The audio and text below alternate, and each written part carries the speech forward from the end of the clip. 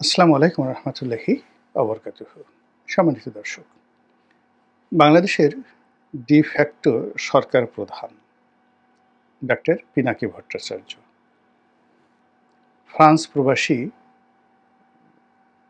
YouTuber, social activist, লেখক, columnist এবং corporate জগতের একজন শীর্ষস্থানীয় আইকন। তাকে যারা সমালোচনা করতে চান নেতিবাচক অর্থে, তারা অনেক কথা বলতে পারেন, আমি ওদিকে যাব না। আমি সবসময় তার একজন গুণমুগ্ধ, যাকে বলা হয়, দর্শক, এবং তার অনেক বক্তব্য আমি শুনেছি এবং একমত পোষণ করেছি।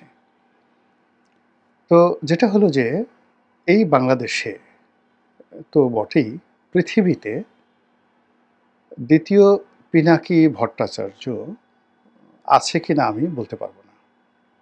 আবার খুব দ্রুত তৈরি হবে এ কথাও বলতে পারব না। তো এজন্য হয় কি যে, আমি তার যেকোনো কথা, যেকোনো বক্তব্য অত্যন্ত সিরিয়াসলি নেই। আমি কি পিনাকিকে তেল দিচ্ছি? নাকি পিনাকিকে বাঁশ দিচ্ছি? এটা নিয়ে যারা বিতর্ক করবেন সেটা তাদের ব্যাপার। কিন্তু আমার কথাগুলো আগে শুনুন। প্রথমত হলো যে, তিনি একজন ইউটিউবে কনটেন্ট তৈরি করেন, কথাবার্তা বলেন। তার প্রচুর দর্শক রয়েছে। তার একটা ভিডিও গড়ে ১০ লাখ মানুষ দেখে। 1 মিলিয়ন লোক দেখে অন অ্যাভারেজে। তো গত ১ বছর ধরে তার এই রমরমা অবস্থা। তিনি যদি একটা ভিডিও দেন, ১০ লাখ লোক দেখে। যদি দৈনিক না ২ টো ভিডিও দেন, মাসে ৬০ টি ভিডিও। এই ৬০ টি ভিডিও ১০ লাখ করে যদি লোক দেখেন, তাহলে কত মানুষ তার এই ভিডিওটা দেখেন? অনেকে দেখেন কিউরিওসিটি নিয়ে, অনেকে দেখেন বিরোধিতা করার জন্য, অনেকে দেখেন ভালোবেসে। কিন্তু দিন শেষে যারা বিরোধিতা করেন, তারাও এই বারবার তার নাম, তার কথা, তার বক্তব্য, এইগুলো তাদের মাথায় ঢুকে যায়। ফলে তিনি যেভাবে হাত নাড়ান, হাতে যেভাবে বালা পরেন, যেভাবে তিনি নারী এবং পুরুষের যে লজ্জাস্থান, যেখান দিয়ে মলমূত্র বের হয়, সেই জায়গাগুলোকে তিনি যেভাবে অ্যাসার্টেন করেন, পয়েন্টিভ করেন, তিনি যেভাবে আমাদের সমাজের বড় বড় যারা লোকজন রয়েছেন, যাদের মলদ্বার দিয়ে মল বের হয়, সেই মলের সঙ্গে ঐশ্বরিয়া রায়ের যে একটা মলদ্বার আছে, সেই মলদ্বারের কী সম্পর্ক, সেই জিনিসগুলো তিনি যখন একেবারে আঙ্গুল দিয়ে উঁচু করে তিনি এগুলো বোঝানোর চেষ্টা করেন, তখন যাদের একটু চিন্তা শক্তি আছে, তারা বুঝতে পারে যে এই আঙ্গুলটি কার পশ্চাৎ দেশে ঢুকলো। তো এরকম। আবার তিনি কতগুলো শব্দ তিনি বের করেছেন, যেমন ঘুটু করা। তো ঘুটু করে স্পষ্টতই তিনি এটি মনে করছেন যৌন সঙ্গম করা। এখন এই ঘুটু করার ক্ষেত্রে তিনি তার ইচ্ছামতো বিভিন্ন লোকের সাথে বিভিন্ন লোকের ঘুটু করিয়ে দিচ্ছেন। কখনো সেই প্রভাবশালী কোনো মন্ত্রীর পদমর্যাদার সাথে অন্য মন্ত্রীর, কোনো নারীর সাথে কোনো পুরুষের, তারপরে কোনো স্বৈরশাসকের সঙ্গে কোনো, মানে তার যেভাবে পছন্দ, তিনি যেভাবে নাটক তৈরি করছেন, যেভাবে চিত্রনাট্য তৈরি করছেন, যেভাবে তিনি সেটি উপস্থাপন করছেন, ওভাবে মানুষ রেসপন্ড করছে গত ১ বছর ধরে। সিরিয়াসলি এর আগে মানুষ শুনতেন কিন্তু রেসপন্ড করতেন না। কিন্তু এই জুলাই আগস্ট বিপ্লবের পুরো সময়টা, অর্থাৎ ২০২৪ সনের যদি আপনি মে মাস ধরেন, মে মাস থেকে আজকের এই মে মাস পর্যন্ত, এই পুরো ১ বছরে লোকজন তার কথা ইফেক্টিভলি অ্যাটেন্ড করছে এবং এটা বাড়ছে। তার কথা মতো প্রথম আলো অফিসের সামনে জিয়াফত হচ্ছে, তার কথা মতো ডেইলি স্টারের সামনে নামাজ পড়ছে মানুষ, তার কথা মতো বুলডোজার নিয়ে সেই ৩২ নম্বর ভেঙে দেওয়া হচ্ছে, তার কথা মতো সরকারের নীতি পরিবর্তন হচ্ছে। সকালে তার সঙ্গে উপদেষ্টারা কথা বলছে, বিকেলবেলা ছবি তুলছে। এমনকি আমরা দেখলাম, সত্য মিথ্যা জানি না, উপদেষ্টারা তাদের যে বৈঠক, সেই বৈঠকে ডাক্তার পিনাকির সঙ্গে আলাপ আলোচনা করে তারপরে সিদ্ধান্ত নিয়ে থাকেন। তো এরকম একজন সোশ্যাল অ্যাক্টিভিস্ট যিনি এই ৪-৫ বছর ধরে ইউটিউব শুরু করেছেন, আর তার সফলতা মাত্র ১ বছর। সেই সফলতার মধ্যে তিনি যে ক্ষমতা অর্জন করেছেন আমজনতার উপর এবং প্রশাসন যন্ত্রের উপর এবং সরকারের অর্থাৎ রাষ্ট্রযন্ত্রে যারা সরকার পরিচালনা করছে তাদের উপর। অর্থাৎ পিনাকি যদি এখন ক্যান্টনমেন্টের কোনো বড় কর্তাকে ফোন দেন, তার অবস্থা বুঝতেই পারেন কীভাবে ঘুটু হয়ে যাবে। তিনি যদি এখন আসিফ নজরুল, আদিলুর রহমান শুভ্র বা অন্য রেজাওনাকে ফোন করেন যে আমি অমুক বলছি, আপনি বুঝতে পারেন যে সেখানে কী ধরনের একটা রসায়ন তৈরি হয়ে যাবে। তো এটা তো আসলে পৃথিবীর অন্য কোনো সেলিব্রিটি যাদের হয়তো মানে যাকে বলা হয় যেমন প্রিয়াঙ্কা চোপড়া, তো তার টুইটারের ফলোয়ার, ইউটিউবের ফলোয়ার অনেক অনেক বেশি, কিন্তু প্রিয়াঙ্কা কি এই কাজ করতে পারবেন? কিংবা ধরুন Elton John, sir Elton John খুব বিখ্যাত শিল্পী, তারও তো প্রচুর ফলোয়ার, তিনি কি পারবেন? না, পারবেন না। তো সেদিক থেকে পিনাকি এই কাজটি করতে পারছেন, তো তাকে সফলতার জন্য আপনার তাকে ধন্যবাদ দিতেই হবে। এবং একই সঙ্গে তিনি জনগণ, একই সঙ্গে তিনি তার বন্ধু, একই সঙ্গে তিনি তার শত্রু এবং একই সঙ্গে তিনি তার যে বাংলাদেশের রাষ্ট্র, সেই রাষ্ট্র তিনি পরিচালনা করছেন। এই জন্য আমি তাকে ডিফ্যাক্টো সরকার বললাম, এটা রিয়ালিটি। এখন আপনি এটাকে যেভাবেই নেন না কেন। তো সেই পিনাকি ভট্টাচার্য অতি সম্প্রতি হয়তো তার পরামর্শেই আওয়ামী লীগ নিষিদ্ধ হয়েছে। তিনি এই নিষিদ্ধ করার জন্য মাস্টার প্ল্যান দিয়েছেন, তার কথা মতো রাজপথ গরম হয়েছে। আবার তার কথা মতোই সিটি কর্পোরেশন সেখানে পানির জন্য মানে তাদেরকে ঠান্ডা করার জন্য সেখানে পানির যে ফোয়ারা এটা পাঠিয়েছেন। এটা ডক্টর ইউনূসের কথায় যায়নি। সিটি কর্পোরেশনের কারো মাথায় এই বুদ্ধি আসেনি।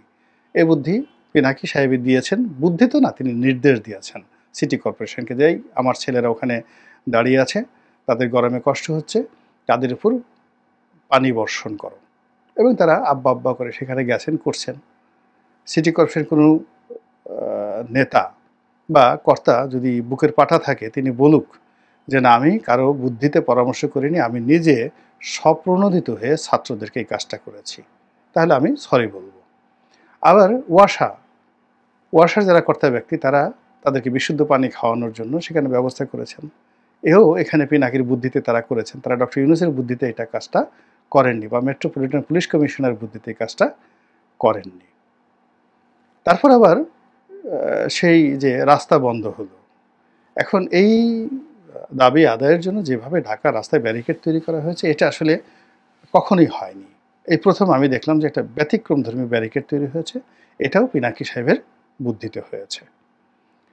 তারপর এই দাবি যেভাবে সরকার মেনে নিয়েছে, গভীর রাতে বৈঠক করে, এখানেও পিনাকির ভূমিকা আছে, নিঃসন্দেহে তার ভূমিকা আছে। পিনাকিকে এখন আসিফ নজরুল সাহেব যদি বলেন যে কিসের পিনাকি, ঘোড়ার ডিম, আমি নিজের সিদ্ধান্ত নিয়েছি।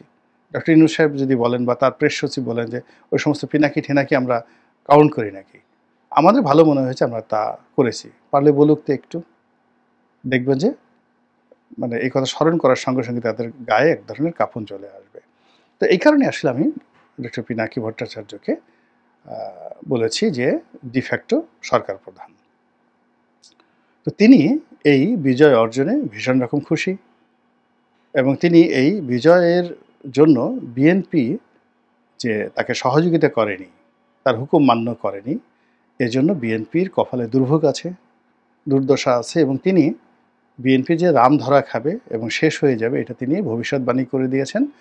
2026 সনে, অর্থাৎ আগামী বছর, এই 6 মাস পরে বিএনপির আর কোনো অস্তিত্ব থাকবে না, সে কথা তিনি বলে দিয়েছেন। এবং যেভাবে তিনি এখন আলোচনা করছেন, সমালোচনা করছেন, সেটা ধীরে ধীরে এখন মির্জা আব্বাস পর্যায়ে আছে, মির্জা ফখরুল পর্যায়ে আছে, এরপর তিনি তারেক রহমান সাহেবকে ধরবেন।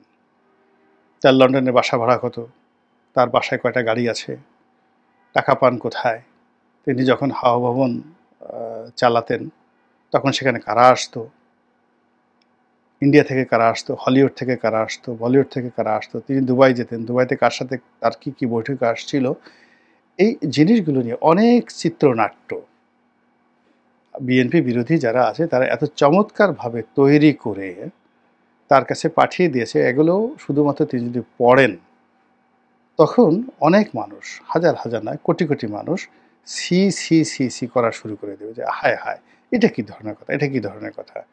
তো এই জিনিসগুলো তিনি না পাওয়া পর্যন্ত তিনি কনফিডেন্টলি বলতে পারতেন না যে 2026 সনে বিএনপির এই পতনগুলো হবে।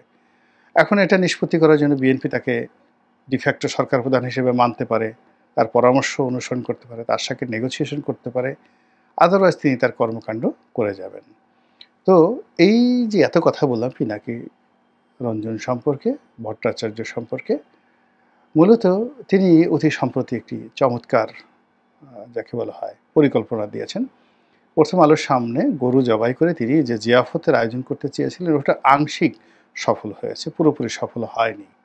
এই জন্য তার মনে অনেক দুঃখ। কিন্তু শাহবাগে তার যে বিজয়টা, এই বিজয়টা একেবারে শতভাগ। তো তিনি সেখানে জিয়াফতের ডাক দিয়েছেন যে এই জিয়াফতটা করতে হবে। তো তিনি এটাকে ওই 32 নম্বর ভাঙার যে উৎসাহ, ওটাকে এখানে সেলিব্রেট করতে চাচ্ছেন এই বিজয়ের সঙ্গে। এর কারণ হলো তখন 32 নম্বর ভাঙার পর সেখানে মিউজিক বেজেছিল, নেচেছিল, গিয়েছিল, কিন্তু গরু জবাই হয়নি সেখানে। তো ওই বিজয়টাকে আরও যাকে বলা হয় গ্লোরিফাই করার জন্য তিনি এই শাহবাগে জিয়াফত দিবেন। তো আমাদের দেশে জিয়াফত সাধারণত হয় কেউ মারা গেলে। তো এখানে যেহেতু আওয়ামী লীগ মারা গিয়েছে, এজন্য সেই আনন্দ উপভোগ করার জন্য তিনি জিয়াফত দিবেন। সেখানে গান বাজবে, আর কোন গান বাজবে সেটাও তিনি বলে দিয়েছেন, চাকবুম চাকবুম চাঁদনি রাতে। এই যে একটা গান আছে বাংলাতে, খুব নামকরা একটা গান, এই গানটা। এখন এই গানটা বাজবে, গরু জবাই হবে। আর এখানে যারা আন্দোলন লড়াই করেছে তাদের একটা বিরাট অংশ আমি দেখলাম দাড়ি আছে, টুপিধারী, ইসলামপন্থী, তৌহিদি জনতা, তার সঙ্গে সঙ্গে ছাত্র জনতা তো আছে। এবং এখানে ডক্টর পিনাকির হুকুমে যে কাজটা হয়েছে, এই প্রথম শাহবাগীর যারা অরিজিনাল প্রতিভু নারী, স্মার্ট, ওড়না পরেন না, মাথায় ঘোমটা দেন না, হিজাব পরেন না, এরকম নারী, অসংখ্য নারী, তারা তাদের সঙ্গে সঙ্গে শাহবাগী ক্যারেক্টারিস্টিক্সের ছেলে, পিনাকির আদর্শে ছিল, তার সঙ্গে যারা এই যে হুজুর যারা আছেন, কওমি জনতা যারা আছেন, মাদ্রাসা ছাত্র আছেন, তারা একেবারে যুগপৎভাবে নারী পুরুষ ঘাসাঘাসি করে যেভাবে কিয়ামতের ময়দানে সব একত্র থাকবে এবং কেউ কারো দিকে তাকানোর সুযোগ থাকবে না, ঠিক ওইভাবে তারা এই আন্দোলন করেছেন, স্লোগান দিয়েছেন, নারী স্লোগান দিয়েছে, পুরুষেরা লাফিয়ে লাফিয়ে সেই স্লোগান বাস্তবায়ন করেছে। তো এখন যেখানে যে জিয়াফত হবে, সেই জিয়াফতে গো জবাই হবে এবং সেখানে সেই গোমাংস খেয়ে, পোলাও খেয়ে, কুরমা খেয়ে মানুষ এই চাকবুম চাকবুম নাচানাচি করবে। এটা উনি বলে দিয়েছেন এবং এর জন্য যত খরচ হয় উনি সেটা দিবেন। তো এর মধ্যে সমস্যা কিছু দেখছি না, কিন্তু সমস্যা আমার কাছে একটু জিনিস মনে হচ্ছে যে বাংলাদেশে তো সবাই মুসলমান না, সবাই গরু খান না। এখানে হিন্দুরা যাবেন, এখন জামায়াত ইসলামী তো তাদের হিন্দু সমর্থক যারা আছেন তাদেরকে নিচ্ছেন। তো সেক্ষেত্রে হিন্দুদের জন্য তো ছাগলের আয়োজন করতে হবে অথবা পাঁঠার আয়োজন করতে হবে। অনেক হিন্দু ছাগল খান না, তারা পাঁঠা খান। আবার অনেক হিন্দু পাঁঠা খান না, তারা ছাগল বা খাসি খান। মহিলা ছাগল তারা, মানে লেডি খাসি বা লেডি ছাগল তারা খান না, তারা সেই পুরুষ ছাগল খান। আর কিছু যারা রয়েছে, যারা তেজি হিন্দু, গায়ে জোশ আছে, তারা পাঁঠা খান। আবার তারা এগুলো যে জবাই করেন, এগুলো ঠিক ইসলামিক কায়দায় এই জবাই হবে না, এটা অনেকটা বলিদান, তারা যেভাবে পাঁঠা বলি দেয়। তো এরকম আমার কাছে মনে হয়েছে যে শাহবাগের দুটো জায়গাতে, একটা জায়গাতে পাঁঠা যারা খাবেন তাদের জন্য আলাদা একটা ডেক তৈরি হবে, মঞ্চ তৈরি হবে। যারা ছাগল খাবেন তাদের জন্য আলাদা, আর যারা গরু খাবেন তাদের জন্য আলাদা করে 3টি পয়েন্টে যদি এরকম চাকবুম চাকবুম চলে, তাহলে আমি মনে করি যে একটা নতুন ইতিহাস তৈরি হবে। পিনাকির যারা ভক্ত তাদের জন্য এটা বিরাট সুসংবাদ, আর পিনাকির যারা শত্রু তাদের জন্য এটা একটা বিরাট আতঙ্ক তৈরি করে বাংলাদেশের ইতিহাসে একটা নতুন অধ্যায় লিখিত হবে বলে আমি মনে করছি। আল্লাহ আমাদের সবাইকে হেদায়েত দান করুন, হেফাজত করুন। আসসালামু আলাইকুম ওয়া রাহমাতুল্লাহি ওয়া বারাকাতুহু।